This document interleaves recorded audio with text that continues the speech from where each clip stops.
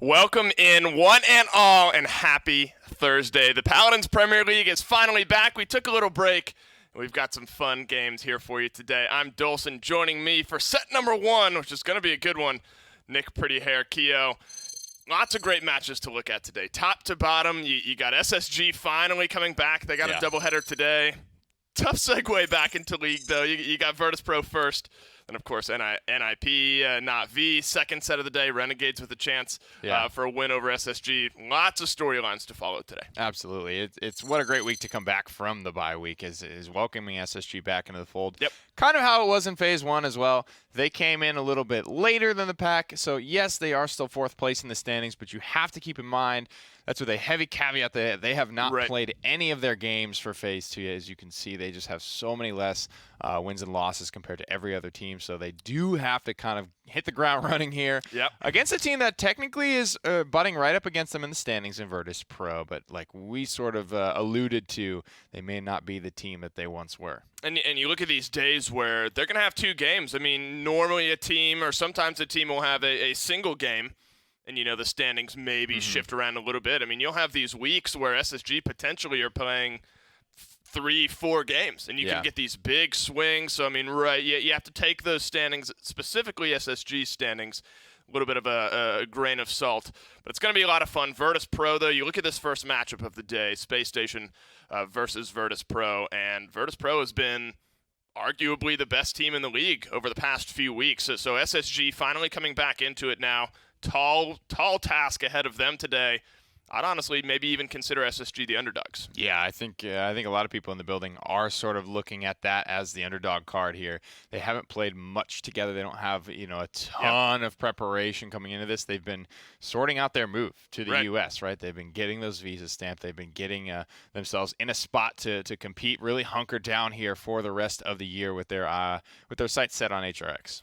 And, you sort of mentioned, I mean, a lot of the talk has been, a lot of practicing back home, trying to get the move sorted out. They will have a team house here in Atlanta, so once that's all sorted out, I mean, the travel will kind of go by the side for them, and that's a big change to look at as well. I mean, not only has practice been hard, but they've been facing a big move. So there's lots, I think, on the mind of the SSG guys. We did have a chance to sit down with some of them and hear their thoughts prior to this matchup. Visas approved and passports stamped, SSG has officially made the jump, gotten a team house, and everyone's moved in here in Georgia. We sat down with Sadak to welcome them back to the league and see how the move-in is going, and who he thinks are going to be the best and worst SSG roommates. I mean, it's good being back home. Not being at the hotel, that's good. That's actually really good. I don't want to even talk about the house right now. We just got the fridge today, sorry. We haven't been without internet for the past 3 days. That's good. We have pets, that's good too. We don't have PCs, but it's all getting there, So the house is good. It's pretty nice though, but yeah. I mean, we are 5 nerds, so each of us is gonna be in their room and we only talk to each other to have something to eat, So yeah, that's good. No. Each room, each PC, so yeah. That's a hard one. They're all nasty. They're all nasty. Maybe Rechao, maybe. Yeah, I don't know. I think it's more like the stress level are going down because each of us gonna have their private space, their room. They can, do all sorts of stuff alone, So that's bad. That's really good. But yeah, I mean, we're still gonna play together all of the time. So now what we are doing is we go play tennis all together. So just build, the synergy is there. Yeah, 2v2. I win, but it's good. While moving in has been a journey for the team, they find themselves in an interesting position. The devilishly handsome, wonderfully witty, transcendentally intelligent, strategic mastermind Kresnik has left as their coach, and they haven't had the opportunity to practice in their off time. All of this in mind, the team is being realistic about their start to the split. I miss the Bobby. I miss Bobby. Yeah, he was like, I don't know. It's like I miss Bobby. Yeah? Just coming with all the energy, It's. I don't want to talk about it. We haven't played like in 2 months, like as a team. Individually, yeah, but as a team in 2 months, no, we can't play because there's no team to practice with. So, yeah, I mean, we still have no clue about the meta because we just recently scrimmed a couple teams and each has like the preference. So we're just figuring it out. While technically starting the phase in 4th place, being late to the party and out of practice has left SSG a little pessimistic about their expectations for the remainder of the phase. We're going down. We're going down. I mean, right now, without any practice at all, I see us like 6th place, 7th, maybe. But as the times move on, we're gonna just go up. Being realistic, right? I mean, we wanna be top 1. That's always the goal. But being reasonable, we wanna be top 4, so we don't have to qualify. We'll go through all the qualify. So yeah. I mean, I have to avenge my boys, you know? Yeah. They got kicked, so I got to avenge them. I don't care. I'm gonna win. This is for Kate. Rest in peace, Kate. The Phantom Dab closing out that interview. Casper the Dabbing Ghost. That's right. And, realistic, honestly, by and large, I mean, it seems like an upbeat lineup there for SSG. As you would expect, they're a very happy-go-lucky bunch, but realistic. I mean, you hear his thoughts. He's like, I mean, right out of the gates, 5th, 6th, maybe even 7th place is kind of where we're maybe standing after this long break. They'll look to break that mold. But as I said at the beginning of the show, tall task ahead of them today. This Virtus.Pro roster hasn't really skipped a beat. 4-1 over Na'Vi. 4-1 over NIP. I mean, you drop 2 maps total in a gauntlet week. Now people are questioning if maybe they're playing like the best team in the league, and I think you could make an argument that is the case. Yeah, there's a big kind of conversation around these guys and around SSG. The timing with which SSG has arrived this phase has undoubtedly made things harder for them, because you look at a team like Virtus.Pro in weeks 1 to where we are now, they're a completely different beast. Yeah. SSG would have been better off if they could have gotten off the starting block with everyone else. Everyone else had these weeks to not only mesh together, but to be meshing alongside other teams. Every team that made adjustments is trying to do that. They're trying to get better. Every team really is trying to, make improvements from phase to phase. And now that they've got, 5-6 weeks under their belt of those improvements, of those increased synergies, now SSG has to come in fresh and raw and really unpracticed into all these refined machines. Specifically, Virtus.Pro is probably the last team you want to go up against right now. Well, they will get to go up against the last team later today in the form of the Renegades, a team that's kind of had an up and down split so far to this point. Looking at the first matchup, though, what are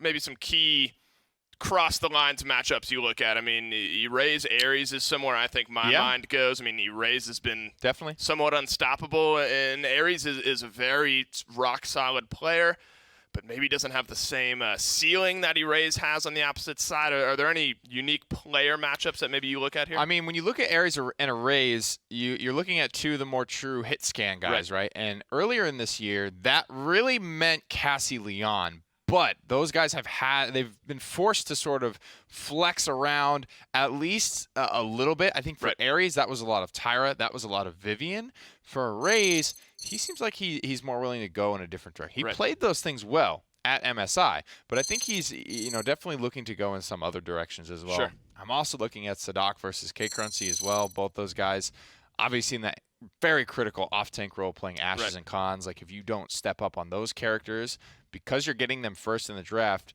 when you fail, your team is likely to kind of have a cascading failure after that. Well, that's been such a big thing to look at with SSG. The frontline presence that they bring has really allowed the rest of their team to play very comfortably. Well, we've done enough talking. Let's jump into picks and bans for SSG's first game of Split 2 up against Virtus.Pro on Splitstone Quarry. Makoa, Atlas gone.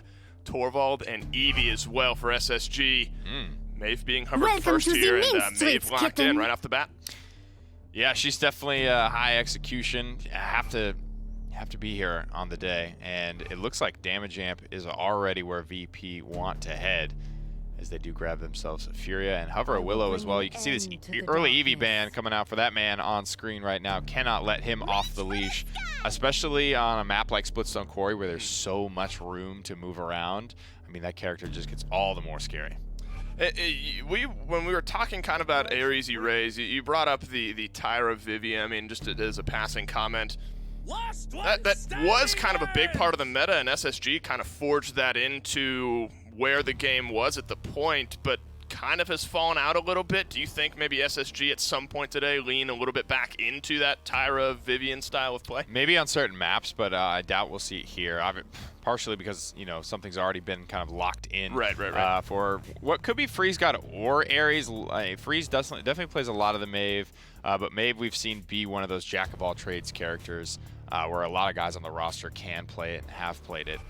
VP now will have the chance to answer back, getting Ares comfortable early on. He's got that home base of Cassie Leon, but I'd like to see him to branch out a little bit today. Yeah, I mean, Virtus.Pro 1 through 4 here have a very rock-solid, well-rounded lineup. You get Fasheko on the Willow, something that he's forged into quite a few wins here recently. Then you raise on the Cassie.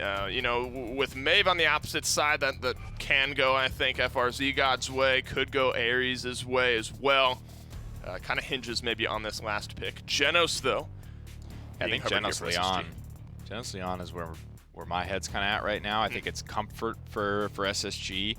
And above all, at the moment, you have to imagine comfort is where these guys are going to want to lean. Right. Because yes, Virtus.Pro are pretty hot right now. SSG just coming into the league, their first game of Phase 2, just getting settled here in the States. Okay. Both these squads probably want to just go with what they know before they truly know. There's always that wild, if we haven't scrimmed in 2 months, also brings that wild card element of no one scrimmed us in 2 months. That's true. I mean, you could argue lack of practice, but like you said, you could also argue lack of showing our cards to other teams. Genos is locked in, hovering a Victor here, so I mentioned Tyra Vivian. Victor certainly in that pool, likely Ares on the Victor this time around. I think that works just fine on Splitstone. Last pick here for Virtus.Pro. Ashe is still on the table. Yep. Would be a 10th pick. Still kind of talking about what they want to go, which way this is going to be. Normally you don't see triple DPS run with Furia, so it is about what they want to get that off-tank Mr. K. Cruncy on. However, they do have said Cassie unlocked, and when they do play that triple DPS, usually that's where you see the off-tank go, is to the more, not to say easy to play, but more basic understanding Cassie Leon, something everyone's played in their casual games. If you want to be able to carry a ranked game, all these off-tanks, all these supports need to be able to queue something there, but it looks like it will be that 10th pick, Ashe. Just weird considering how her and Khan have kind of juggled back and forth for first pick for either team. You got it here, though. 10 champions locked in. SSG, Virtus.Pro, Splitstone Quarry.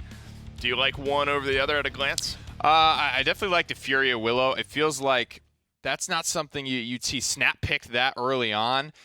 But if that's going to be the win condition for Virtus.Pro, it's like it's not used to being seen so highly picked. So I'm very, very, very eyes on that. Yeah, eyes all over the place here. I'm very excited. I'm sure you're excited as well. So let's send it down to the casters to get this one started.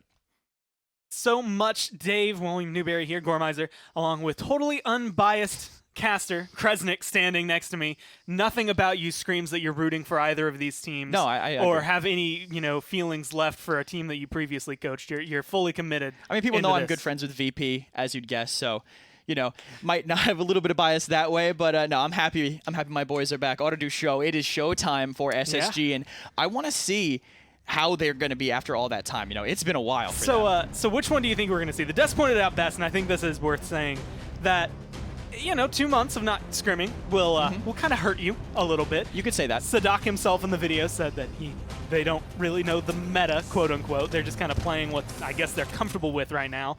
But at the same time, Virtus.Pro has no film on these guys. They have no clue what to expect because, well, they haven't played in 2 months. So is it going to be a surprise factor? Is that going to wow us?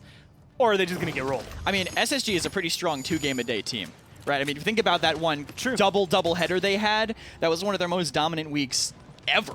and even I barely know why. We just showed up kind of insane that day, and hopefully for SSG's sake, that's the one that happens. And FRZ already with an early pick onto K-Cruncy, great control on this lava side. They're going to get cap control, and they're going to force them out. Almost immediately turn some pressure onto the tanks and a little bit of DPS here for Sheko. Feeling the brunt of it right now. One more shot, one more kill, and they're going to be able to kind of turn that pressure that VP had right on its head and take advantage. I mean, 2 kills for nothing so far, and it feels like no bounce back yet from Virtus.Pro.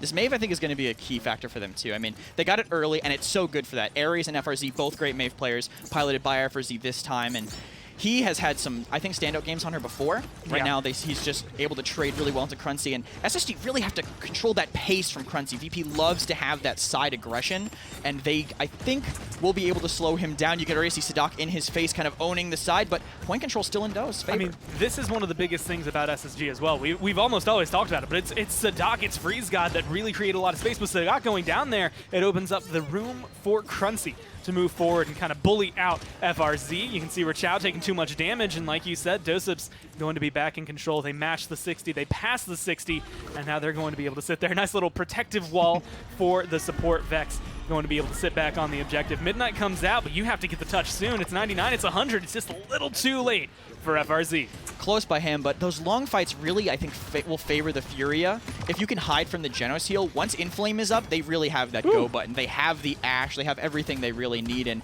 this is also going to be a bit of a wake-up call for them, too. I mean, think about what they've been playing against, right? True. Willow Furia, kind of brand new for them, right? I mean, Furia was kind of seeing some play near the end of the last phase, but Willow was seeing none until the start here, so it's a very new thing they have to learn how to play against. They did have a day of some practice, but we'll have to see if it's enough. I mean, and hovering back to what we saw towards the end of it, like Genos was very big then, Maldamba was his rifle. Like those were the two that were really getting picked up and out. And that's one of Mitao's best gods, their best champions when it comes down to it. He's God on it when he plays it.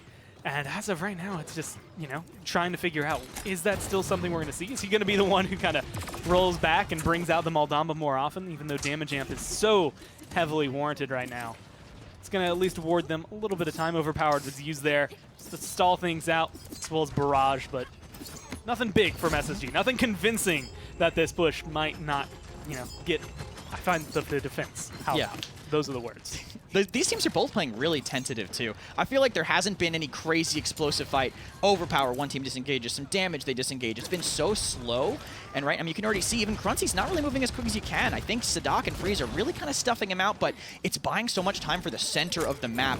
Aries, though, working his magic down there, getting a lot of pressure, and it's such a slow fight, but this Inflame could hit the gas pedal. I mean, it's exactly what you need. It's going to be a seismic crash for Sheko, going to combo with that one to burn them down. Aries, Freeze God, already gone. Sadak pushed back, knocked around, but he is incredibly low in his health bar, trying to stay alive, do whatever he can. Does have his own healing as well as Mitao behind him, but there's only so much you can do. No pressure on the payload. One more shot will find the kill. Cruncy gets rid of Rachao, and while you have your DPS back, everyone else has gone down. A nice midair shot there. Combo between Fasheko and Cruncy gets rid of Freeze. Payload goes in. VP find themselves up 2-0. A little bit of a Furia-specific thing there, I think, for Aries. He was pretty forward on that bridge. As soon as Inflame came in, he had to run. There was just way too much damage potential there for him to have to get away from. Once he got doped by that Willow pressure, he just had to bail, couldn't do it in time. And Fishiko on this Willow, I said, they might not be used to playing against it, and seeing how well he's already done, I think, is kind of proven that, I guess, pushed it a little bit forward. They have to get used to the heal denial from the Willow, and just the corner blast flower pressure, I think, is the biggest thing. The biggest change was, I think, that AoE minimum damage increase. You're going to be getting chipped a lot harder by Willow now. And I think that's one of the biggest things. She's kind of floated in and out, but not as much this year. She came back in for, well, kind of this split, as you've mentioned. And Fasheko's also playing really, really aggressive with this Willow, and it's been paying off. I mean, 4, 3, and 5, the slash line might not be the most gorgeous, but Fayflight's going to come out here, and it's the zone that he warrants. Everybody having to hide, and Freeze God, unfortunately for him, is the only one outdoors right now, and it is a dangerous place to be. The storm's coming. The best thing for him is that it's not really hitting anything that he owns. They both traded back and forth. The Hurricane barely missing, swiping away past Florida. Not getting anything. Actually, quick start dominance onto the high ground by Cruncy. Owns a lot of ground for SSG. They have to disengage. They could refight this with the retouch, but they're going to have to get out now.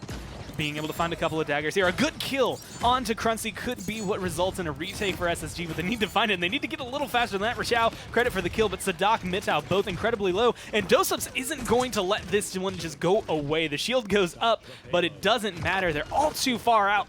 Virtus.Pro capture themselves another point. Yeah, great pressure by Doe there, leaving Fury to cap. And the pick on Rachao was really solid, getting that kill in the backline. Sadak actually finding Fish, I think, a little bit overextended, more ahead of his tanks since Cruncy was still coming back from spawn. So SSG will now be able to settle in this very strong defensive position. People would say it's kind of the best one on this map.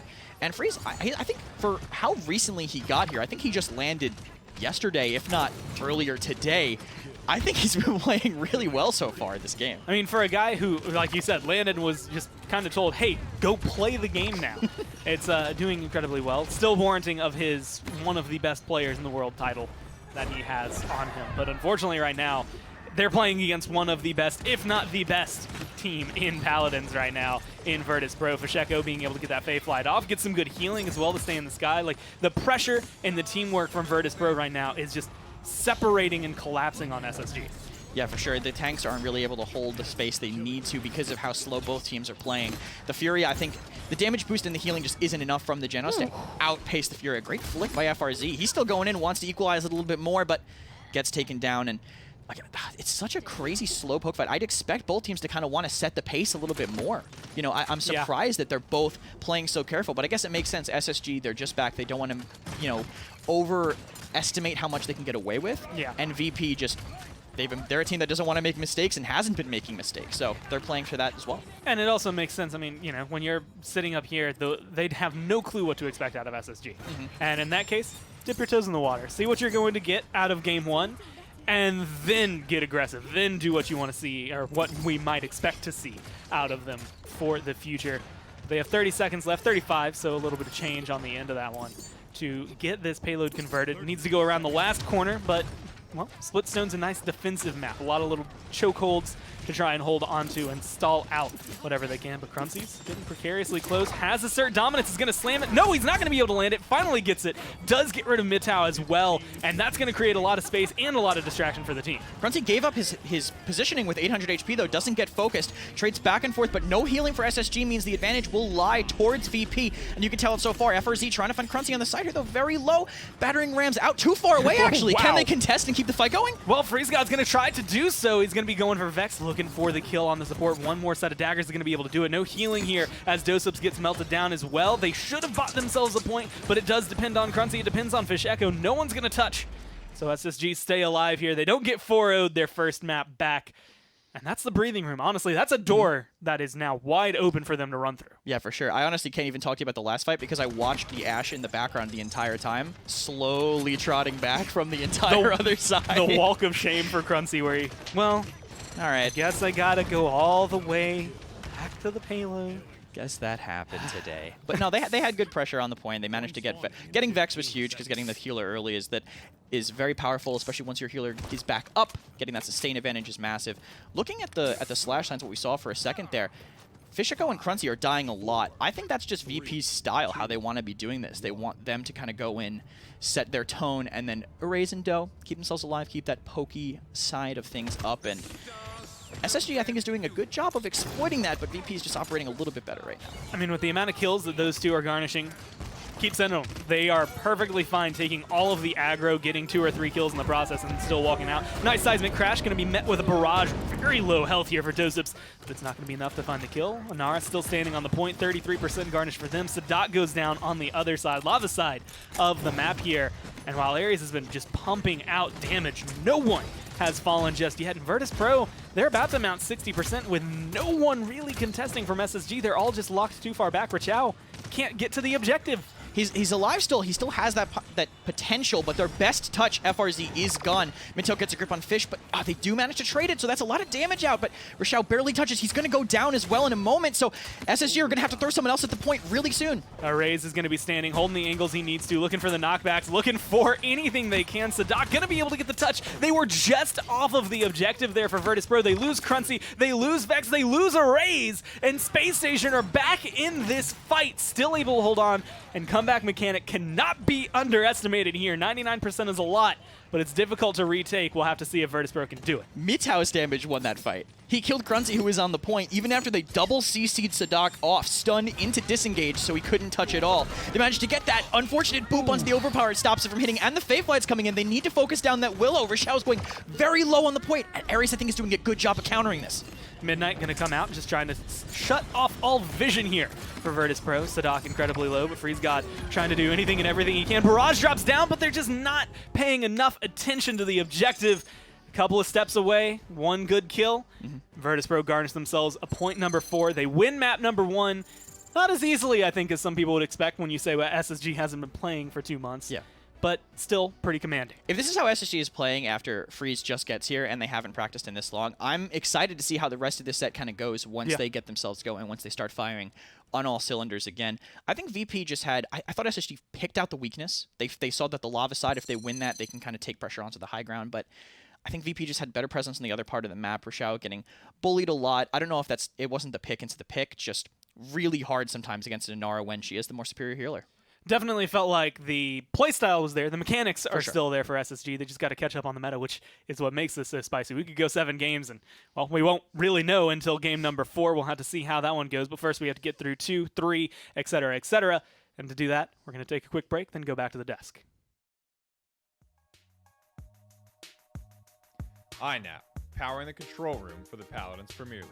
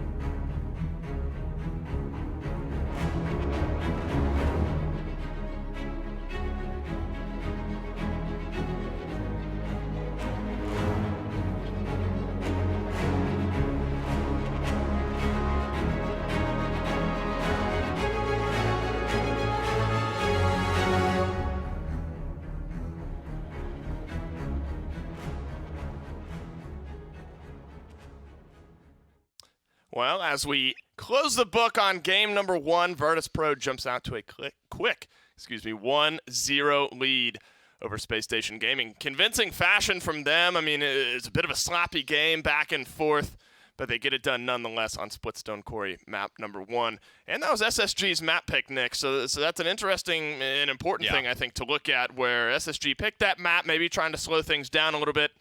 Not really able to do so. They defend once. But across the board, that's a convincing performance there from Virtus.Pro. I mean, you look at Erase, that was a big name we brought up prior to the game. Ares was able to kind of hold pace with him damage-wise. And that was kind of my thought on this game, where the stat lines were very close, but the objective play, if you look at the objective time column there, so much in favor of VP. Yeah, man. Splitstone Quarry in general feels like a map from last phase. A lot of people were playing that. We had a lot of conversations around how to pick, how to play on that map in particular. But playing the objective is definitely a big part of Virtus.Pro's success. They definitely had the better front line to do that, right? Yep. You look at Inara Furia. I mean, that's way better, stronger pocket healing. She can absorb so much more damage versus a Genos Barrack. I mean, that's the way it goes. You got to win that fight. You got to win this game somewhere else if you're SSG. On that, somewhere else for Virtus.Pro was Fasheko this time around. Willow has been such an important pick, honestly, across our suite of leagues, and I think Fasheko, one of the best blaster players in the world. Put him on a champion like Willow. This is what you end up getting, especially on Splitstone Quarry, a map where space control ends up being so important. The dead zone, the blast flower damage that Fasheko and Willow can bring together, so important this time around. And again, I mean, you look at those slash lines, none of them really jumped out and were, the most attractive things in the world. I mean, I think the supports with some, I think the supports had the most attractive looking slash lines across the board, the damage dealers in the trenches back and forth. But Virtus.Pro will be happy to escape this one with a win. Definitely, man. That's part of the kind of the strategy there is that Virtus.Pro or a lot of times the team that is the favorite in the matchup can just put that pressure on the underdog to say we're gonna go sit on the objective better than you will, and you just have to figure it out. You have to win this fight somewhere else. I don't care where you do it. I'm just gonna try and prevent whatever it is that you put together. And just to remind you, map bans, since we moved over those quickly before set number 1, Bright Marsh and Frozen Guard banned out by Spacestation. Serpent Beach and Frog Isle banned out by Virtus.Pro. Splitstone map number 1, Jaguar Falls map number 2. You know, I guess it's because NIP and Bittner really forged it into victory. I always think Pip when I see this map just because I think it's so much fun to play. But the blaster kind of space control, ever so important on this map. Willow certainly has a place here as well. So I look to maybe where you put Ares. The Victor, honestly, I thought was fine last game.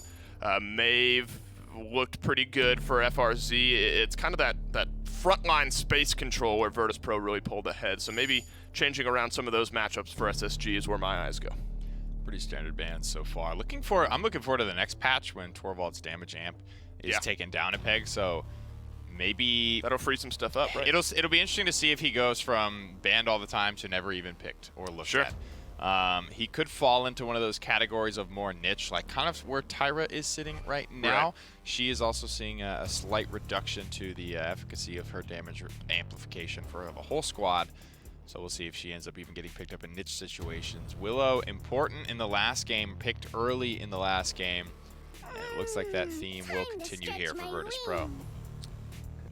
You know, we have been able to see really across the entire set of maps. I mean, I'm not going to say she's map independent, but, you know, I think you can find success with Willow sort of regardless of where you play her, you know, give and take a few maps here and there. But Virtus.Pro giving Fasheko the Willow a second time around, I think, is very smart here. SSG looking like they want to go Khan, Maeve again, which were their first 2 picks on the last map, Splitstone Quarry. So opting for a similar pick ban phase, at least this time around. Can you really fault them for that? I think they're just trying to play a little bit of catch-up today, trying to feel out and understand what Virtus.Pro are trying to do. And in that interview they mentioned, you know, everyone sort of has their preference and like has like different things they're looking to do. VP love them some Furia though. That's not something everyone in the league is running, but Vex loves this character. He's been very vocal about, you know, from really day one. He's been a kind of a long-time player and support in the cast of the pro scene. So picking up this Furia is something that's near and dear to his heart, and you have to say it's working for him. He's good. He's good on Furia, absolutely. And he's been playing like the best support in the league over the past few weeks. One of the main reasons I think that Virtus.Pro has really made this big resurgence in split number 2. Willow and Nara Furia, the same exact 3 picks, just a slightly different order as last game.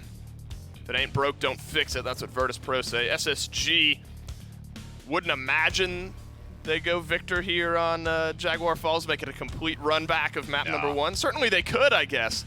But I don't think they would do that. Genos on the board for them. Don't necessarily need a healer right now, but you want to leave maybe that last pick open for a little bit of flex. So maybe a frontliner and a healer here.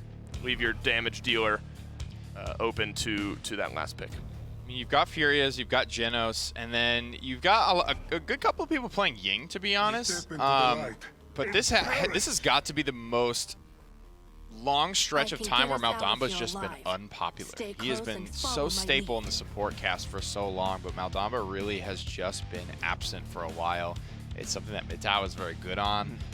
How does he adjust to kind of this, you know, different support realm? Is any of that IO going to come out? I doubt it. She's too new. There hasn't been enough practice for SSG for her to be integrated, I think, into these lineups. A lot still left on the table, yes, and it's like these are solid picks, yes, but it's a question of, are these just solid picks being picked with any particular plan in place, or are these just, you know, trying to throw a bunch of all-stars at a problem and seeing if it solves itself? Sometimes it might solve that.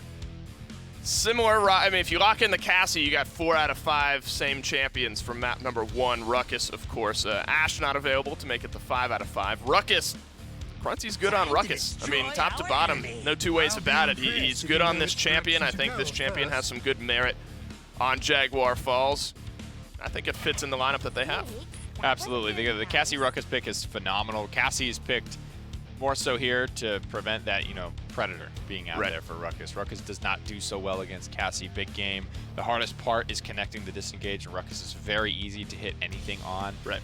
But if you don't have enough damage to go toe-to-toe with him, then you just lose. It's that simple. And right now, there isn't really anyone that can go toe-to-toe, and Ruckus brings this very valuable thing of, he can't really be bullied out by Khan and Ash. He kind of wins those fights. Ruckus is a very, very big bully, but all he brings is damage and tankiness, right? He's not overly mobile. He doesn't have a ton of utility. He doesn't bring this crazy team fight ultimate. It's just kind of more of the same. But when you can get him in a spot to do what he does, he does it better than anyone. Well, there's I think, a lot of interesting storylines that we're going to have to follow throughout this game. Double flank for SSG. Who deals with the Willow then is a big question. Yeah, I mean, lots of stuff to look at. Do you like the double flank lineup here for Space Station? I mean, I love double flank for sure with the Genos. I think this is about as good as we should expect SSG, right? These are really good mechanically, players, so just put them on characters they can carry the game with, give them the damage boost, pat them on the ass, and send them in there and hope for the best. Oh, they're absolutely hoping for the best. They're hoping that they can find themselves a win here on Jaguar Falls. Let's send it down to your casters to find out.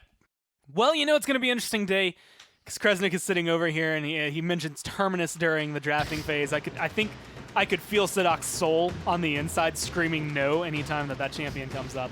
But double flank, it's not something that's uncommon. We've seen it a couple of times, even the split. Not something you see on Jag Falls a lot. Yeah, to me, this feels like the kind of chaos comp from SSG, I think is the way to put it. Everyone loses their mind. Exactly. I mean, double off-tank, double flanker being pocketed by a Genos. Anyone on that comp can go anywhere. So it's very flexible, and I think one of their strengths as a team is their ability to adapt on the fly. I feel like they can kind of recognize a problem and shift around it as the game goes on. So I'm happy to see them pick a comp that allows them to do that. Is this the map for Maeve Eevee, or Meevee Eevee, as they would say, with the accent? Yeah, I know. It was hard to. It was just as hard to listen to as it was to say. Are they going to be able to do that in this map? We'll have to see. Well, I think the biggest thing they're going to have to, overcome right now is Sadok being gone. They got rid of Vex in return, so no healing here. And considering what they've gotten, I would say an interesting 2 for 2. You lose your 2 tanks, but you get rid of their healing and one of their DPS. But you had to displace Doseps. That's part number 1 of pretty much displacing VP at any point in time. And, well, that's 60% and still rising for him right now. No one's been able to get to him, even without the Fury. They just haven't been able to deal enough damage. Finally, Sadok is back. They look to be causing some trouble for the Inara, but teams to the rescue. Yeah, everybody's stacking up to try to heal them, and I think that might be what VP tried to do, kind of moving as a unit to nullify the effectiveness of the flanks, but SSG have to end these fights quickly. They can't let them go on too long. If they go on too long, then the Inara is just going to cap out, and you can already see these trades kind of going back and forth. Rashao getting walled in. Might not make it. His shield's alive, but Willow can just shoot the wall. Barely gets away. Great control, I think, by them. And Fish almost kills himself, but Ares keeps things controlled in Sunside. Fish had kind of 2 places to land there. It's either in a pair of daggers or off of the map. There was no safe zone to really go into, but it's going to be 78 here for Space Station Gaming. They're trying to rise up. Sadok doing whatever he can to control this. Does not have his ultimate, and he's at half health. Going to be able to knock Inara around, but it's just not enough. The damage incoming is too much to deal with. He gets taken down, 87, 90, taking up higher and higher. Virtus.Pro seem to have a pretty solid grasp on this. Should be one more touch. No, nobody's going to be able to get in here for Space Station Gaming, even though they had 2-3 members able to come through. Ares on the Maeve, not able to get that overtime. With the kill, though, they have a potential to retake. The Seismic Crash might be nullifying that, though. Khan kind of being forced to disengage here. Booped out of the Ice Storm is Cruncy, so he gets away as well. And SSG, I could see the comp scaling a little. All right, that's very bold, Freeze. You're very good. I don't know if you'll be connecting those, at least consistently. Later in the game, the comp's definitely going to get a little bit better with Cotton Wrecker scaling. It's going to be good against the Ruckus and everything. So I actually have a question for you. I mean, sure. Kind of highlighting some of the shots we're seeing Fisheko, 1, connect on, which is insane. But you could kind of count this. I mean, Maeve, Eevee, they're hard to lock down as is. and now you're trying to hit them with projectile shots. For a lot of it, they're moving, you're moving. If you're Fish Echo, like, does it kind of feel like Spacestation are maybe relying on him not connecting on those to be more sufficient with this double flank? A little bit for sure, but Fish can kind of just play inside, and in those places you can kind of just shoot the wall and make that happen through time and space. Catches Crunchy in the Hexifier, but the emitter's up, and Sadak gets moved off the map, so numbers advantage towards VP.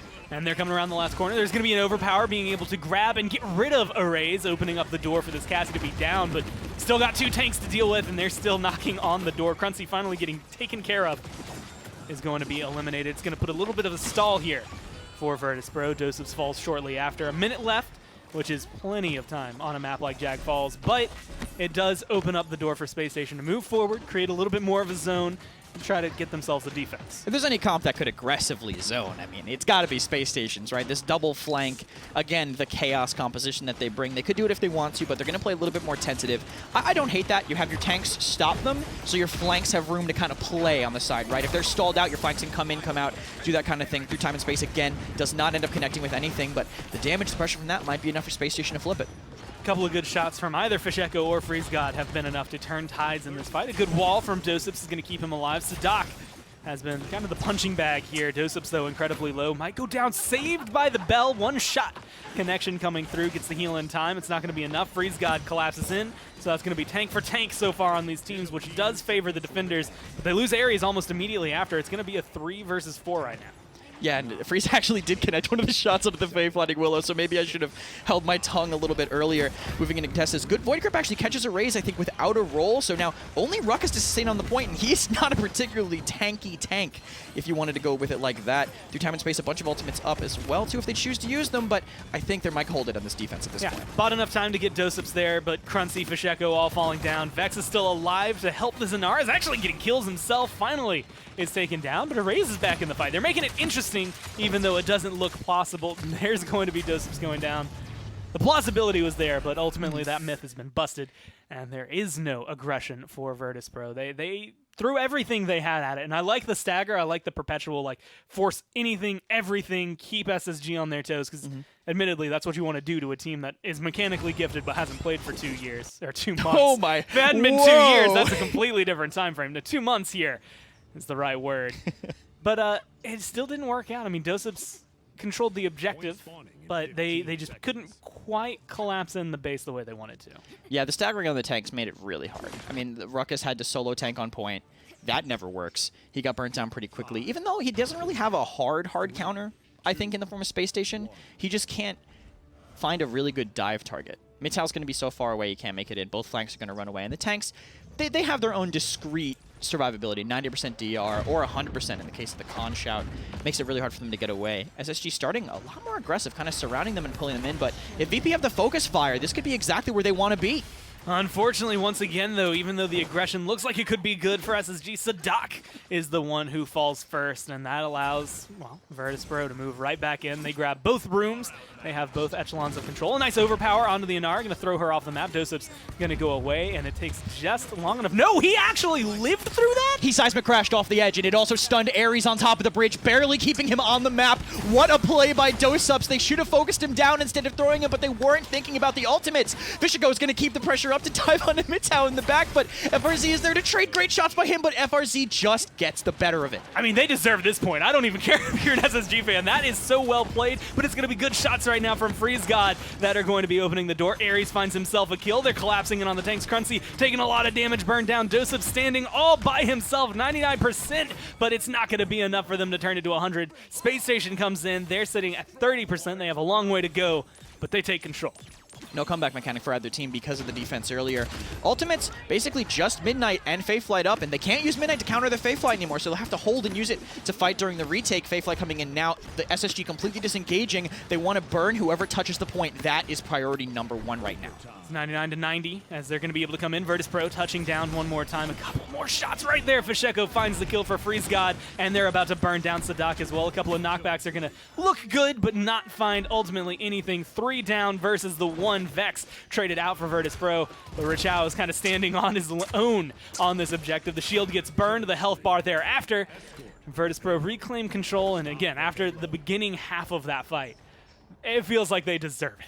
For sure. That was I mean, just well executed. Yeah, really great play by Doseps there to keep himself alive. And find it, not only, like, sometimes you do that survivability seismic crash and you're, like, barely survive. You're like, all right, that's cool. He also connected it right in the choke on the ground, and I think it stunned Ares on the bridge.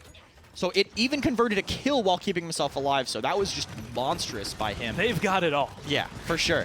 And I think this is a little bit of what that last fight, how that last fight ended, was showing their placement in the meta. They weren't focusing the Willow, they focused the Ruckus instead. That was the easier kill, but Willow's too impactful. You have to focus her down way earlier in the fights. And, well, you can see that happening right now. Fasheko with a double kill. Doseps picks up Sadak on the tail end as well. A triple kill for Fasheko, finding another one of those, like, air-to-air shots as he's falling down from the sky. That Fey Flight opens up so many possibilities for Virtus.Pro. The biggest thing it opens up is the base. They get aggressive.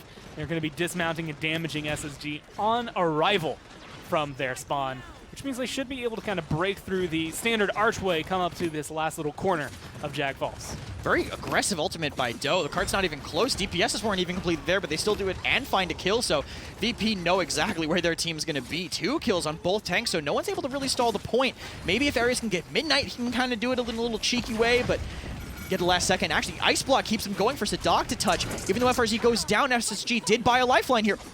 What a beautiful grab up in the air. Sadak, like that's a saving grace play right there from Sadak if he lands.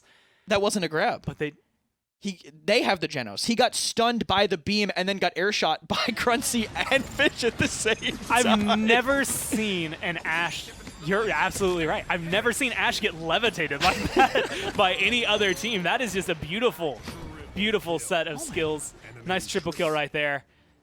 Preceded by what has to be the best Inara ult that well, maybe not the best, but one of the most impactful I've felt just to stop the overpower from Doseps. Not available at the beginning of this round, though. The same thing can be said for the overpower, so he's not going to have to worry about saving himself from that one. Array's going to have the scout, but Hexafire, maybe the most impactful coming down from Virtus.Pro. Could have the hugest impact, but it's the 13-3-7 Willow right now that's just making strides. Yeah, Fishigo's commanding this game, and SSG definitely need to shift the focus to him. And this isn't a great Hexafire composition, I would say, because, I mean, think about all the things, right? Hexafire comes in, just gets assert dominance.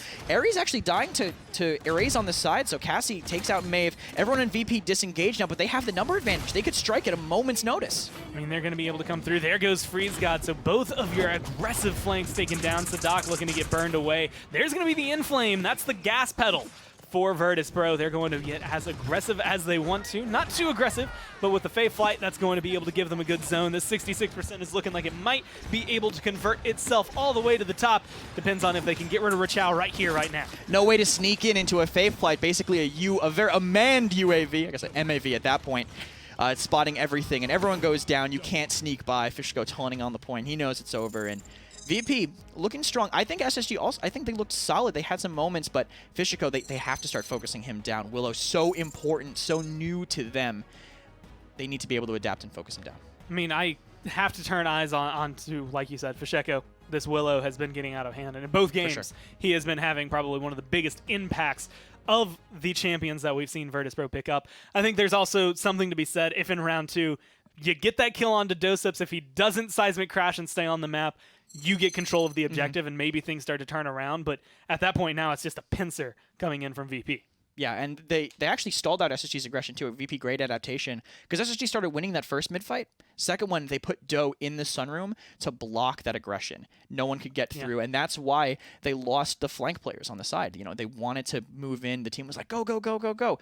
The people coming in from Jag, go, get burnt down, because there's just a wall in the way. Doe perfectly places himself to counter that push.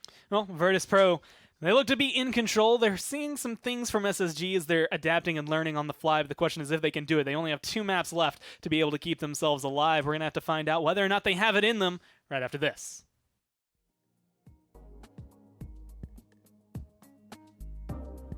Alienware, the official PC provider of the Paladins Premier League.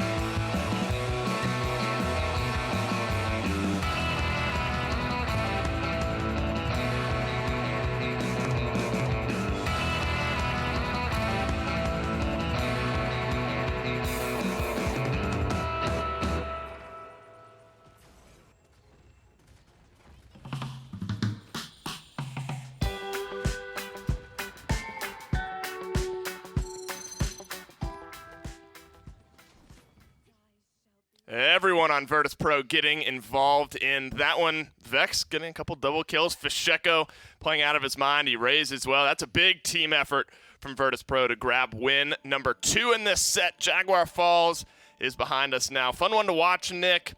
Where did things kind of fall apart for SSG? They got to find an answer for the Inflame Faith Flight combination, man. It's really, really tough for them to deal with at the moment. You look at even with a dedicated hit scan like a Victor on a Splitstone Quarry, you elevate. It's not even like Faith Flight is unreachable at that point. I mean, Victor's got good high ground to contest it, but it still was a big problem for them. In this game in particular, and you can even see it reflected in the way that Fisheko is building, he's going straight into Blast Shields and Haven. He's skipping his offensive items to literally just be able to toe-to-toe people better, just have more damage amp and more damage reduction to just win these fights. I don't want to put too much of a spotlight on him, but 0-12-11 for Sadak on the Ashe down there towards the bottom. At least getting his toes in some assists there to make it 11. At least that number wasn't any smaller to the far right there. But you don't like to zero. You know, you got to highlight him twice in a row when he's playing as well as he is. Fisheko, there were some nutty shots in this one, if I remember correctly. A few flick shots that all just work out well on an Eevee to top it all off. I mean, him on Willow, it's a potent combination. Yeah, you can fight this as Maeve. It's just harder. You got to get like a good running leap off of like some middle high ground, like catwalk, right? And then you have to burn all of your cooldowns to get enough hang time to actually be in Willow's face and have a realistic chance at connecting shots. I mean, Freeze is trying. Like, he's up there. He's blinking. He's soaring around. But it's like, not only is that going to require probably 3 very difficult air shots in a row in a reasonable time frame, but then you start looking at the way Fisheko's building. He realizes, if I can, it's already hard enough to kill me. If I can push my TTK just a little bit further in my favor by building Blast Haven, I mean, I'm going to be unstoppable. There's nothing these guys can do. You look at damage reduction cards after Flutter 2. Yeah, Willow's going to get real tanky real quick, and that's going to be a big problem. And, you know, you watch that final triple kill replay, hits 2 air shots and then 1 final flick shot to finish off the triple on an Eevee. I mean, he'll feel confident that not only, you know, maybe buy himself 1 extra shot, like you said, with the way he's building, but he knows he might win that duel straight up, just giving himself a little bit more of an edge. All smiles in the Virtus.Pro booth as we move into picks and bans for map number 3, which will be Stone Keep. Furia gone for SSG. They don't want to deal with it anymore. Torvald, Atlas, both gone as well. 1 final ban remaining for Virtus.Pro here. Thoughts on the Furia ban? Not something you see every day. Yeah, no, it's a mid-set adjustment to Vex. I mean, the way he plays, and part of it is helping the potency of that combination. Fury is a really, really strong direct healer that also has that damage amp. So it's almost like half of what made Damba strong and a nice little flavor of what makes Genos strong. Yeah. She brings a little bit of both. More damage amp than Genos, with the caveat that it's only for that 8-second window during your ultimate, but that has proved to be plenty of time for Virtus.Pro to win. Right. And SSG, they said it in the interview, man. They set expectations. They said it's going to be rough. We haven't been practicing. We don't know the meta. All these teams are doing different stuff. They're trying to do the set in front of them right now, and that's why I'm taking it easy on them today. No, absolutely. I mean, mid-set adjustments. That's all you can ask for. Is instead of just trying the same thing over and over and over, if it's not working, at least try to switch things up. Banning out Furia, picking Willow. That's been kind of the cornerstone of the Virtus.Pro wins over the last 2 games. So, getting rid of that in some capacity, you have to give SSG a nod there. And they have a match later today, so we'll get a real barometer maybe on where they stand after their longer break. As such, though, Willow first pick. Virtus.Pro now on the clock. They'll get to pick up 1 and 2. They've had Inara in 2 out of 2 games up to this point. Get dose-ups on something nice and comfortable. Can't blame them for that. Maeve, though, for Virtus.Pro, that's been traditionally an SSG pick so far in this set. So swapping sides a little bit is Spacestation and Virtus.Pro. Hopefully maybe looking to just take that away, right? You don't want to let anything that's comfortable. You want to just keep SSG off rhythm, but they will have Cassie. And looking at Willow, I mean, you can't forget, Freeze God is just he's a saucy blaster on his own. I mean, he is not somebody I think is going to be uncomfortable in this realm of having Willow. I'm almost more curious as to what Fisheko is going to do to respond. Both Eevee and Drogos are open and I would say viable on Stone Keep, which is why that's definitely an interesting conversation to follow. An early Inara pick despite the Furia ban shows that VP are not scared, even if they have to go to something like a Genos, and that's what I feel could be brewing. Right. It's not the most cut and dry 3 DPS, but I think Ruckus could fit into that sort of mold as well. I love this. I love the SSG pick ban phase so far. Furia, Willow, Cassie. 2 out of 2 games for Virtus.Pro. SSG ban out the Furia, take the Willow, Cassie. So Virtus.Pro now on new damage dealers, new healer for the first time in this set. Rounding it out with a Ruckus. Cruncy, great game on Ruckus on Jaguar Falls last time around, pairing it with the Mave. The Ying, though, first time in this set. Where do you think she stands as a healer? I mean, Ying has definitely always been solid and filled that niche. Small buff to focusing lens, which is what it is. I mean, more damage is more damage, baby. We know Vex likes to get in there and be aggressive. The conversation around Ying has always been about the ultimate and how she does bring the throughput of Maldamba and the base kit level, but where they diverge is in their ultimates. Damba bringing control, obviously, with a hard CC. Ying bringing even more global throughput with that global hot she puts on all of her teammates. Well, Virtus.Pro go back into the double blaster flanky. No technical direct damage, I guess, aside from Ruckus on their lineup. The Drogos, though, we're going to get to see Fisheko on Drogos. You raise on the Mave. Does that composition work in your mind? Yeah, I think so. I mean, I really like to watch Drogos and Willow fight. We've actually gotten the pleasure of watching a couple of those. Dragon Punch is a really kind of a fine answer to just smack Willow out of the sky with. We've seen that in a couple of instances as well. Well, hopefully we get to see some of that interaction. Game 3, Stone Keep. Well, we'll have to see if there are some air-to-air shots. Those fights can sometimes be the most interesting, sometimes be the most boring thing, but I think between Fisheko and Freeze God, we are going to be in for the former as opposed to the latter because of the way these two play. It'll be interesting to see this Willow versus this Drogos, and specifically having Drogos come through because, again, Wormjets was kind of big through Split 1, but Drogos, I think, as a pick, has kind of evolved since then. I think it's just the characters people are picking. Mave is actually pretty good at dealing with Drogos, as weird as it is to say. They're pretty solid at that. And then, you've seen prominence still of Leon in those characters, so they kind of tend to shift away from that. But Drogo's always going to be good on this map. You can play him into counters if you need to. Not that there's too many on SSG's side. And I love the adaptation. Ban Furia, pick Willow. They're learning, but FRZ not ready for the initial pressure from Cruncy combined with the damage. I mean, it's just all pressure all the time right now. Cruncy is getting very aggressive, and it's paying off in dividends. He gets Ares, he forces out Mitao, Sadak here just has nothing he can really do on Ashe to be able to find some room. They get Cruncy low, and then he just falls back to his healer. I mean, it's just classic aggression and pretty much a textbook from what you expect out of Virtus.Pro right now. Or does SSG need to do something? I mean, that's 80% picked up on the point already. You need to stall it out. Yeah, they're going to go for it at this point. You see Rashao has touched the point. Ares actually would keep control too. Got good control by VP, by SSG, but to me this seems like a bait from VP, I think, to pull them in and do damage to them on the way in, but not too much getting done. Mostly just focusing the Barrack down. Fish coming down on Sadak now, but gets gripped. I don't think they'll be able to find the kill though. I mean, he's just in the right angle, where it's kind of where he wanted to be anyway. A good little, hesitation shot, I guess, going around the corner. But it's going to be Freeze God who gets the best of Fisheko that time around. Unfortunately, all of that fight's going on, and Spacestation Gaming forget, the real fight, which is on the objective. They end up losing that one over to Virtus.Pro. And even though they're doing a pretty decent job of stalling out the initial portion of this push, Virtus.Pro are still the ones finding the kills. Yeah, Mitao does go down, gets one last mark at the last second, but all right, let's... Okay, Fish! That's fine. You can just triple air shot FRZ mid-Fey flight even after the buff. That's cool. That's just something you can do, I guess. Good arch usage by Sadak to get 2 kills and the assert dominance off to stun out Vex, pushing him away. So even after that amazing play by Fish, they still managed to keep control. And they're going to have to hold it because they have to keep this keep ground, I think, to make Fish a little more ineffective. I think I could watch these two play blasters against each other all day. It's a different level of play coming down from them. And watching this, I mean, that was one of those moments, a couple of those shots were further away. I'm more impressed with Fisheko's ability to close the gap between him and a Fey Flight Willow and get to the point where I'm just going to kind of barrel stuff you with this rocket launcher. And one of us is going to die here. Whether it's going to be me or you, we'll have yet to see. Dragon Punch comes through, not going to connect on anybody. but going to get kind of an aggressive repositioning and scare everyone off. Good salvo onto Sadak, finds the kill. That's a lot of burst damage right there.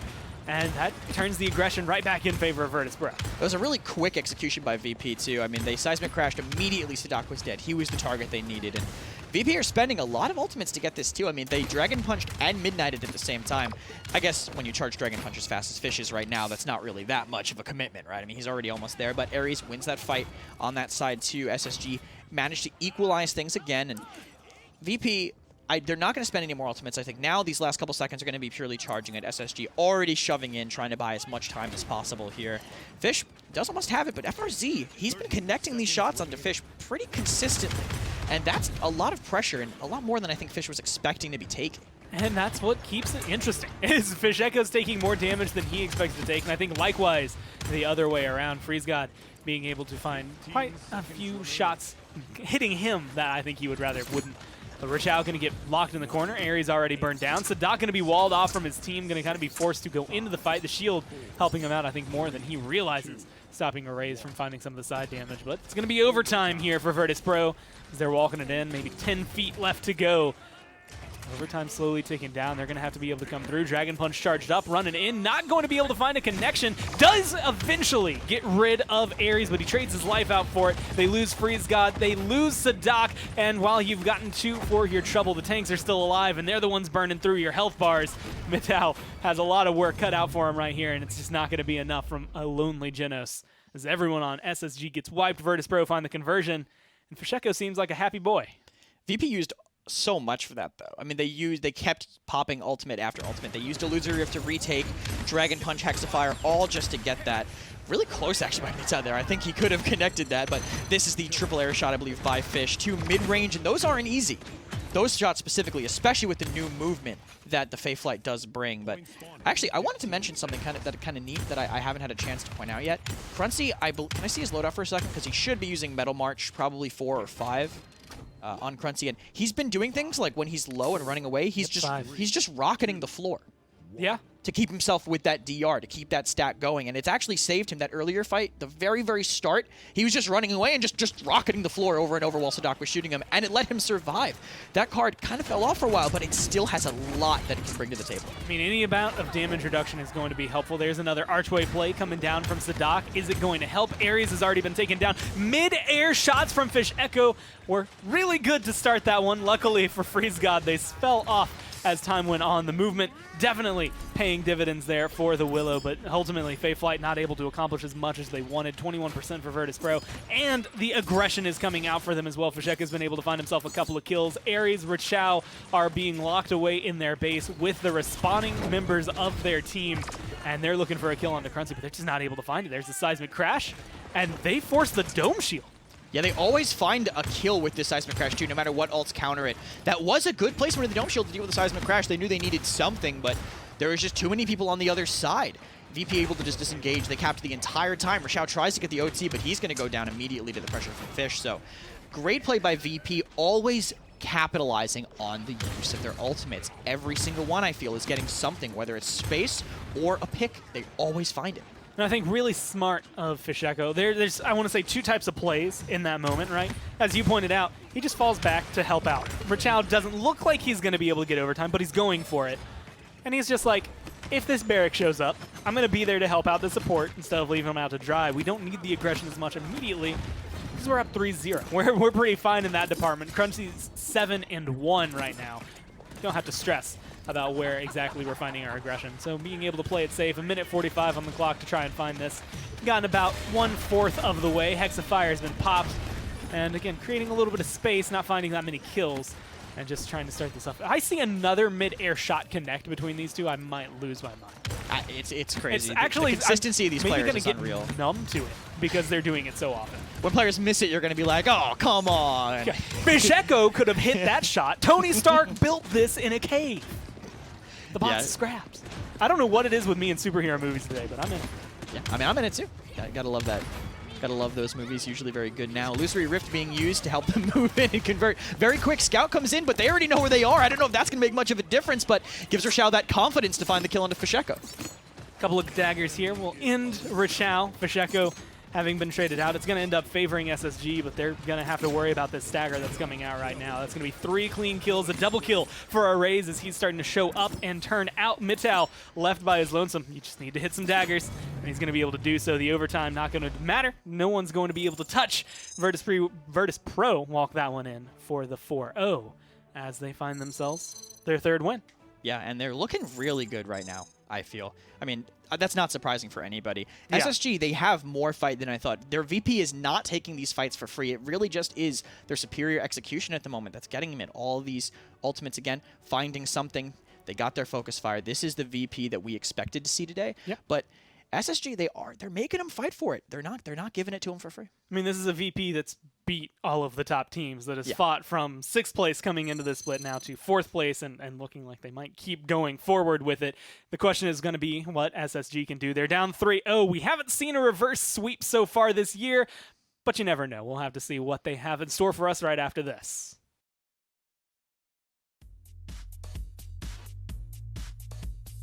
The Paladins Premier League is brought to you by Evil Mojo, developers of Paladins.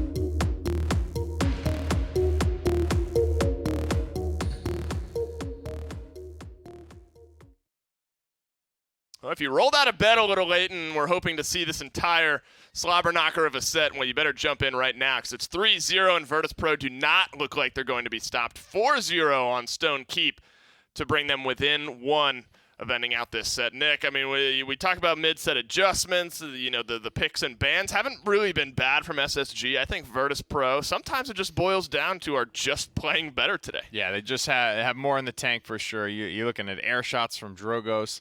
And a lot of what's happening, and it's kind of funny because I've never really felt like I've had to say this before, but the forward pressure was coming a lot from Fisheko and from Arrays. They were not afraid to get in there, to take some fights with the backliners of SSG.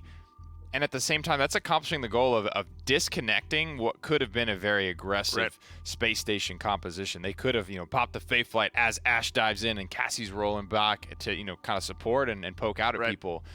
They just felt so splintered, and when you are playing better and hitting those air shots and having that type of day, you want those 1v1 skirmishes. You're going to take those. You're going to win those all day long.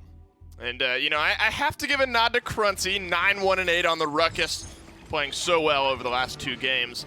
Erase, though, finally somebody other than Fisheko. We certainly could have highlighted Fisheko in this game, but Erase showing a little bit of that flexibility here on the Maeve. Yeah, this is it's a big transition, right? From playing backliners and being known for almost one-tricking backliners to really effective movement. You see how many times, already even in the replays that we've just watched, how he will just blow by a frontliner to get to a backliner, and how he's not afraid to take these challenges.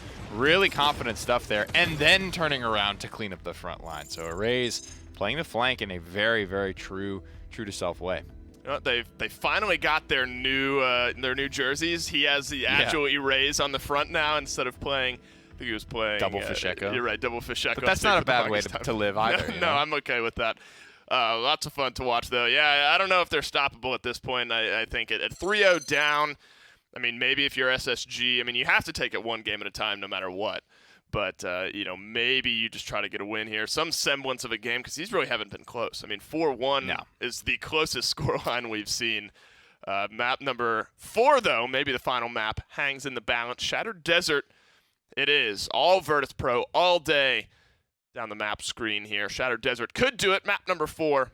A fun one to watch, though. some interesting metas forming on this map. I like to call it the big roundabout do-si-do style map because spawns kind of get flipped on this a lot of the time. You'll see these big rotations, and it's those skirmishes that really matter. And that's why I'm a little bit worried about it, because I think in a skirmishing environment right now, Virtus.Pro is just going to win. They're playing really, really snappy today, really, really dialed in. And what worries me about that, again, is if you do get disconnected, if you get literally left out in the desert alone, at night you could get assassinated by one of these raging polar bears. And what an analogy that is for the set today. And the standings, we try to set this up going into this one, but they're not quite telling the story, despite this being the 4th and 5th seeded teams in the league. SSG, very out of practice, just made the big, transcontinental move to make it here to North America and to be here to play live at the studio. Virtus.Pro digging themselves out of the hole they were in from phase 1, but right now looking like the hottest team in the league. I mean, remember, they were 6th, 5th, 6th place for the longest time in split they 1. They literally barely made the cutoff. And I was always in the mindset of like, these guys are the best 6th place team you could possibly have in this league. They're on a tear right now. I mean, if they continue this streak, their eyes are on that 4th place spot, the auto qualifier. And if they continue this pace, cannot count them out of that one. Furia Mave back for Virtus.Pro is the Furia. Mave, though, only back from the last game. Not going to be the Willow this time around. Sticking with Khan, though, is SSG. Bans, of course, at this point, Atlas, Makoa, Torvald, Ash. So big frontline presence there. Normally, there's kind of been this one flex ban that's been banned out, but not this time around. It's either been Eevee, Drogos, or Furia. This time, all frontliners. And the front line is the conversation right now. Obviously, Inara being very highly valued, and that's kind of a newer... It's kind of like the Fury, right? Right. It's not that those characters were ever unviable, but to see them as highly prioritized as they have been for Virtus.Pro today is something probably a little bit new to to SSG. Right. You can still see they're a little bit focused on the AshCon, which was very phase 1, very MSI AshCon. Right. That was all that it was about. Those were the only 2 characters that we talked about coming out of the first wave of bans. And now that conversation is just a little bit different. Sure. I think taking the wave away this early was smart, because that's just a power pick for both Ares and Freeze God. And for Virtus.Pro, they have also not scrimmed SSG. Right. They have also not seen what these guys are preferring right now. So to just take away comfort picks is a good strategy for them. Well, frontliners now are at a premium, but it's interesting when you look at a team with somebody like Cruncy, I think, that can and has flexed onto that ruckus and played it very, very well. I mean, normally we would be having this conversation if there's not a star ruckus player on the opposite side.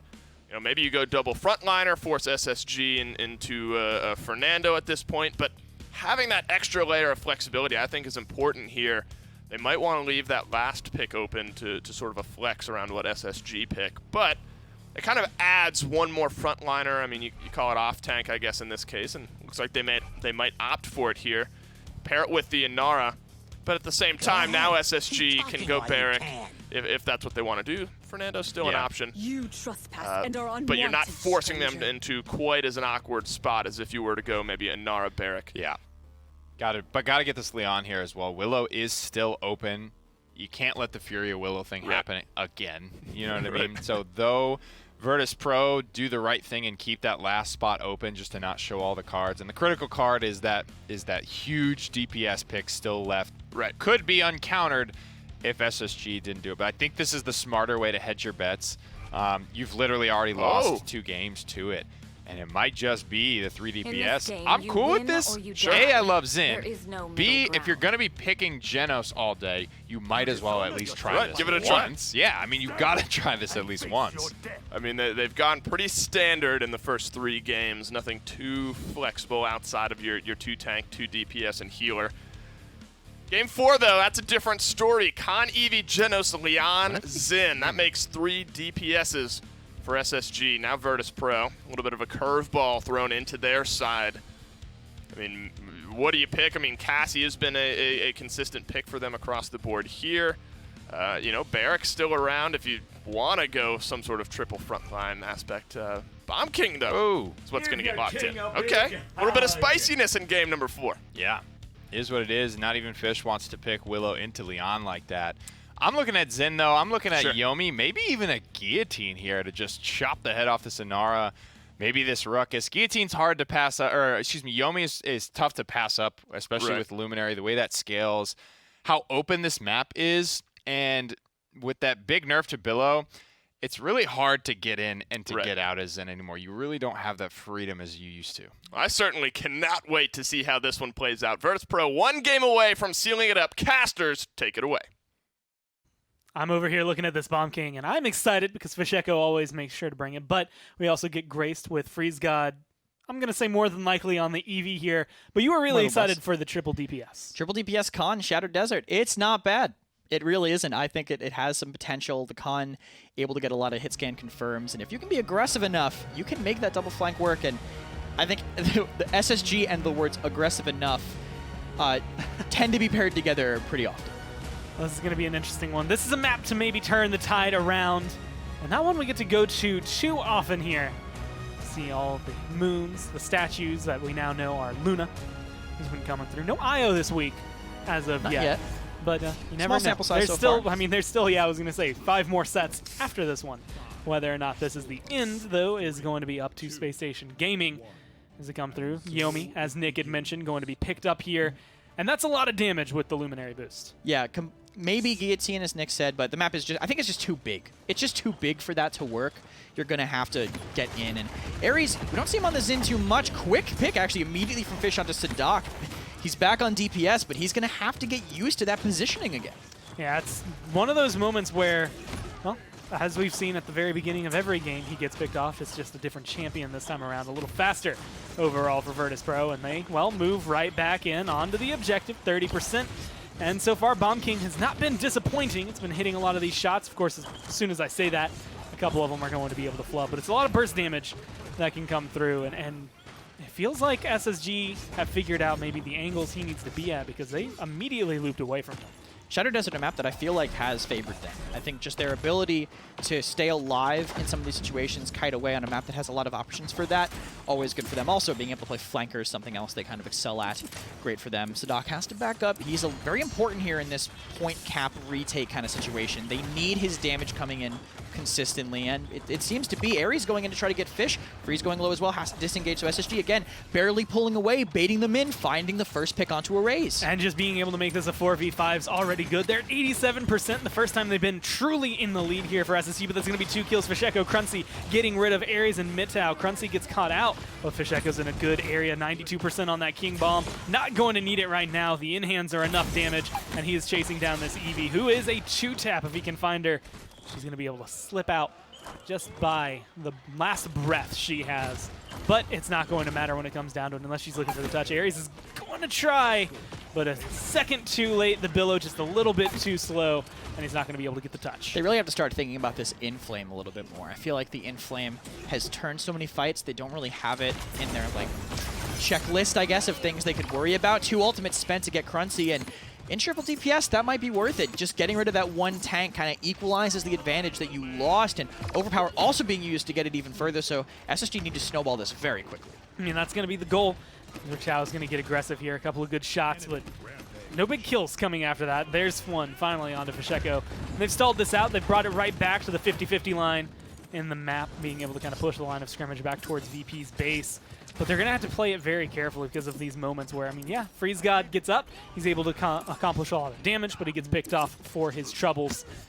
And the same thing can be said for the rest of Virtus.Pro. There's not a single one you can feel truly confident going on. That's a beautiful shot coming down. Sadak, credit for the kill that through time and space, kind of corralling some members and keeping Virtus.Pro under wraps. Sadak's been great after that first death. I think he just had to get used to the flow again. He dies to Fish. He's like, oh, wait, I'm on DPS. Can you believe it? And he's been great since then, finding another kill onto Vex. Midnight cleansed by the Ice Block, another interesting interaction for that Mei VV matchup. And FRZ finding every mid-range shot to get the kill onto a raise. I mean, a couple of good shots here from Cruncy, though, getting rid of Matau, getting rid of Ares, and looking soon to get rid of Freeze God. He's going to be able to find 3 in that fight. Freeze God trades out towards the end of it. So that's going to set the team up really well. Sadak, as you said, feeling a lot more comfortable back on this Leon. It's been a long time since we've really had to see him sit for this DPS thing, but 6-3-3, top damage in the game. You can't really argue with the stats. Xin also outdamaging the BK, which I guess kind of goes to how strong he is on this map. So many corners that the new, very short billow will still allow him to get away with. It is wide, but you can play specifically in the areas that allow you to kite away. But Sadak, top damaging, like you said, he's been looking great so far on this, finding a lot of kills in these fights. They're not used to the damage. They haven't played against triple DPS yet today, so VP might figure it out more as time goes on, but that's when the scaling goes into the triple DPS's favor. A couple of good bombs here. Nice poppy bomb arc coming down from Fish Echo, going to be able to land him in the right spot. 10 seconds left, not even 50% of the way through, but it's looking like overtime is going to be an option here for Virtus.Pro. And this is one of those maps that you could very well pull it off, and at the same time, it might buy you absolutely nothing. And it's going to depend a lot on, well, where they can go and where they can find these kills. Arrays gets rid of Freeze. Arrays is going to find a double kill and get rid of Sadak on top of that. Ares essentially locked in the base. The other 3 members of SSG waiting patiently for their team to arise from the grave. This payload's coming around the last corner. This isn't the worst time for them to die. They will be back up in time, but VP have shown they're willing to spend ultimates for this. If FRZ just body blocks the Grumpy Bomb while it's coming in, so it doesn't manage to get onto the point. And they have the hold, but 2 ultimates used by VP. They are looking to convert this. Hexafire going to be able to buy enough space, and they do convert it with that last shot. Like you said, throwing out the willingness to throw out their ults has been there a lot more for VP than for SSG, and admittedly, they've been kind of getting the fruits of their labor because of it. A lot of these conversions are like, man, you use that, but what are you going to get? And they still maintain control. Hexafire at the very end, just enough to find the zone. Didn't see if it got that many kills, but honestly, it doesn't matter too much. It's accomplishing the same goal. Payload got pushed in, and, well, with Midnight gone, with Seismic Crash gone, with Hexafire gone, you have to argue, just for ultimate economy's sake, SSG have an advantage for the next fight. You would say that looking at it, right? But thinking about the ultimates they have, unless SSG hits a combo, I feel, whether it be... It's going to have to be something in through time and space. I mean, once Midtown gets that charge. They have Overpower as a kind of a solo equalizer ultimate, but they don't really have any ults that do anything on their own. And look how aggressive VP are being. They're already using everything right off the gate. They know the disadvantage they have. They don't find really much with it, though. They do get Rashao equalizing it, but SSG disengaged. They might have the damage. SSG fell back maybe a little bit too soon. The damage was there. I mean, health bars on Virtus.Pro were low, but it wasn't enough to turn things around. In fact, it's just been nothing but the red team finding kills here. Virtus.Pro stepping up and out ahead of SSG with this fight. I mean, they are locked in their base, essentially. Finally going to be able to get a return kill onto Cruncy, but they have to look at the objective. It is at 78% and rising. No one is around to be able to touch down. They're too distracted looking for the kills. Dosubs finally gets burned down, but there's still 30% of the map they have to cover. They're going to be able to capture that one just before Ares can get there, just before anybody can touch down. And with Freeze God, Ares off the map, with Sadak off the map as well, this payload should get off to a much better start. And it already has, I mean, especially with the deaths of the people that kind of went into stagger. So now VP looking in a pretty strong, I think, zoning position here. They don't want to get too close. You don't want to overextend into triple DPS. Once the Doc is back, the damage is a lot higher. That presence very, very powerful. But so Doe going to be at the forefront here. Right side VP, I like how aggressive they're being and how smart they're being about disengaging. I have a feeling as soon as they're rehealed and ready to go, they're going to dive very aggressively onto Sadak on the right. And we're going to have to see if they can do it. A couple of bombs being thrown towards the backline, looking for Ares, but, well, they found the separation. They got rid of Midtown. Arrays trades out. But that's 1:45 to do what they had to do in overtime last time around. I mean, they're coming around the last corner almost here for Virtus.Pro. Still a couple of feet before they get into that area where it opens up into the courtyard. And Overpower going to connect. And it's onto the support. That's going to be a good kill. Just getting rid of Vex should stall this out. Huge sustain advantage now for SSG. They're going to bring it forward. That was a great Overpower, too, through the little crack in the wall that Doe had left. So Doe had placed that wall smartly, but it was very precise. Cruncy, actually 2 kills going for VP even after that. The survivability on Ruckus is too much. They get 3. They might be able to just go to the point and convert this. Only Xin and Genos up, and they're both pretty far away from the objective. Trying to do whatever they can. 1 kill, a good stun coming through. Seismic Crash helping to connect for that one. Arrays does burn down anyone and everyone in his way. One more set of daggers is going to get rid of Sadak. He's setting themselves up. This payload's rolling forward. Someone's going to have to contest. And everyone's getting stunned out and zoned away. Virtus.Pro walk that one in for a 4-0 on the map, a 4-0 in the set. And, well, they start and end their Thursday exactly the way they want to. Yeah, exactly how I think a lot of people were expecting. VP still reminding us how good they are. I think their execution was top tier. The draft looked like it could have worked for SSG in the start, but VP quickly adapted, quickly figured it out, played to their 2-tank advantage very, very, very well. Now, that is going to be what I would argue in Virtus.Pro. The hottest team in Paladins right now is considering they just don't lose when it comes down to it. Everyone has been falling to this crew.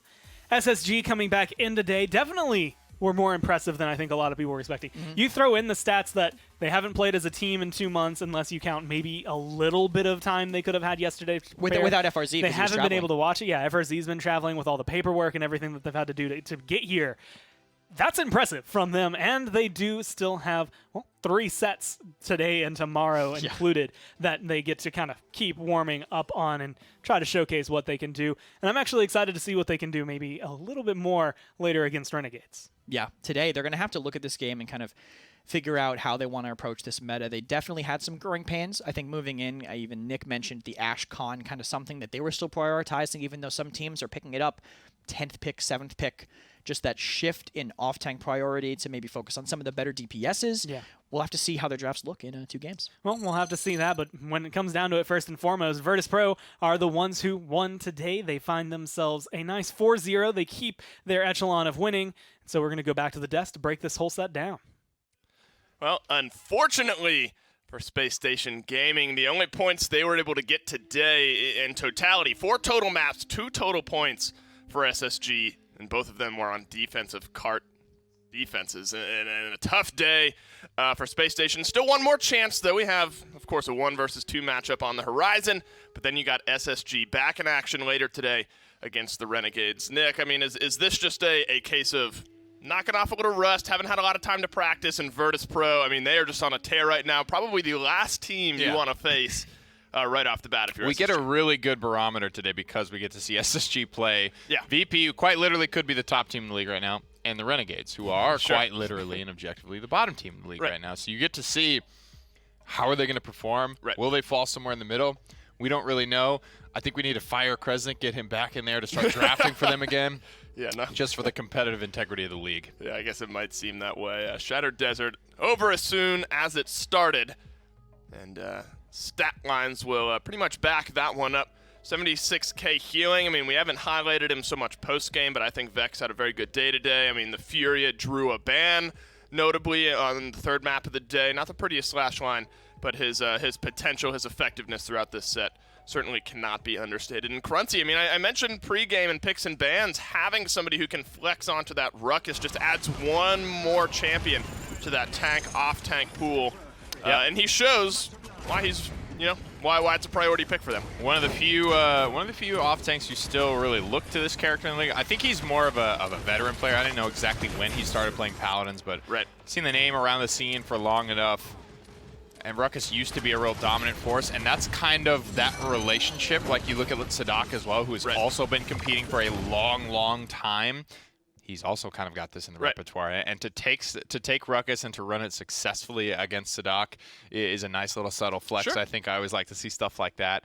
So really proud of Crumpsy, to kind of have something like that to bring out and to show like he can put his own stamp on Virtus.Pro, and he's not just going to kind of fall into what they used to be doing. And I mean, and save maybe Envy or Navi, you're pretty much going to be getting that Ruckus pick for free in picks and bans. Changes the whole dynamic. To the tune of a 4-0, though, Virtus.Pro strike first in our first of 3 sets today. Let's send it down to an interview and see how they're feeling.